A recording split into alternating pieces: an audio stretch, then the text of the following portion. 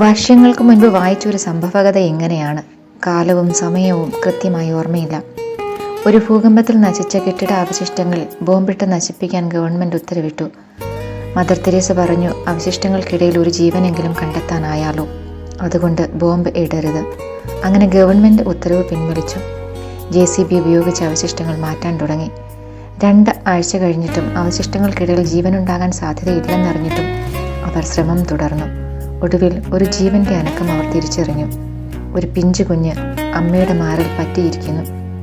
അമ്മ മരിച്ചെങ്കിലും കുഞ്ഞ് ജീവനോടെയിരിക്കുന്നു. അവർ തിരിച്ചറിഞ്ഞു, ആ അമ്മ തൻ്റെ മുലപ്പാൽ പറ്റിയപ്പോൾ തൻ്റെ കൈവിരൽ കടിച്ചു മുറിച്ച് കുഞ്ഞിൻ്റെ വായിൽ വെച്ചു കൊടുത്തു. അമ്മയുടെ രക്തം ഊറ്റിക്കുടിച്ച് കുഞ്ഞ് ജീവൻ നിലനിർത്തി. രക്തം തീർന്ന അമ്മ മരണത്തിലേക്ക് വഴുതി വീണു. തൻ്റെ മക്കളാരും നഷ്ടമാകാതെ ജീവൻ നേടാൻ കുരിശിൽ തൻ്റെ അവസാനത്തുള്ളി ഹൃദയരക്തവും ഉറ്റിത്തന്ന ഈശോയുടെ ചിത്രത്തോട് സാമ്യമുള്ള ഒരമ്മയുടെ ചിത്രം.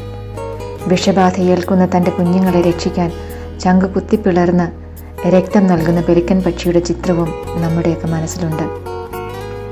സംഖ്യയുടെ പുസ്തകം 21:9 നാം കാണുന്നു, സർപ്പദംശനമേറ്റ ഇസ്രായേൽ മക്കൾ മരുഭൂമിയിൽ മരിച്ചു വീണപ്പോൾ മോശ പിച്ചള സർപ്പത്തെ ഉണ്ടാക്കി വടിയിൽ ഉയർത്തി നിർത്തി. അതിനെ നോക്കിയവർ ജീവിച്ചു. പുതിയ നിയമത്തിൽ കുരിശിൽ ഉയർത്തപ്പെട്ട ഈശോ പാപത്തിൻ്റെ വിഷബാധയേറ്റ് മരിച്ചു പോകുന്ന മനുഷ്യ മക്കളെ രക്ഷിക്കാൻ ഹൃദയം തുറന്നു തന്നവനാണ്. ദൈവകരുണയുടെ ഏറ്റവും മൂർത്ത രൂപമാണ് ഈശോയുടെ തിരുഹൃദയം. ഈ തിരുഹൃദയത്തിൻ്റെ പ്രചാരകരാകാനുള്ള നമ്മുടെ വിളി നാം തിരിച്ചറിയുന്നുണ്ടോ?